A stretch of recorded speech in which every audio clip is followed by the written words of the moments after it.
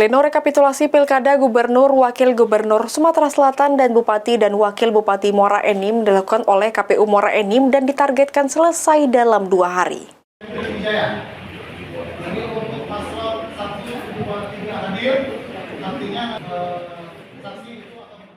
KPU Muara Enim menggelar pleno rekapitulasi penghitungan suara Pilkada Gubernur dan Wakil Gubernur Sumatera Selatan, serta Bupati dan Wakil Bupati Muara Enim tingkat kabupaten. Pleno dihadiri 22 PPK setiap kecamatan di Muara Enim, Bawaslu, Forkopimda, serta saksi pasangan calon dengan dijaga ketat oleh pihak kepolisian dan TNI.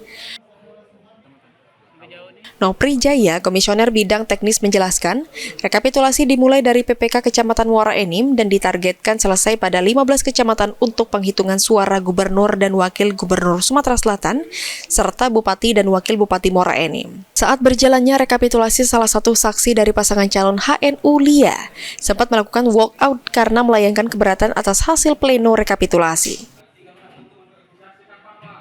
Hari ini sekitar 15 kecamatan.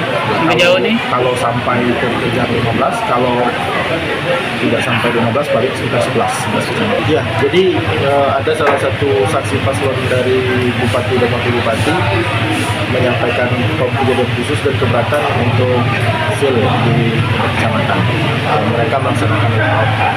Sesuai dengan PKPU kita tetap melaksanakan pleno terus kita lanjutkan dan nanti kejadian khusus kita sampaikan di tingkat hierarkis selanjutnya.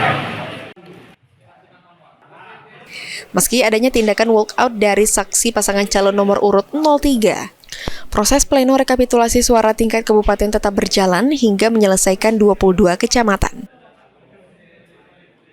Mardiansyah, PAL TV.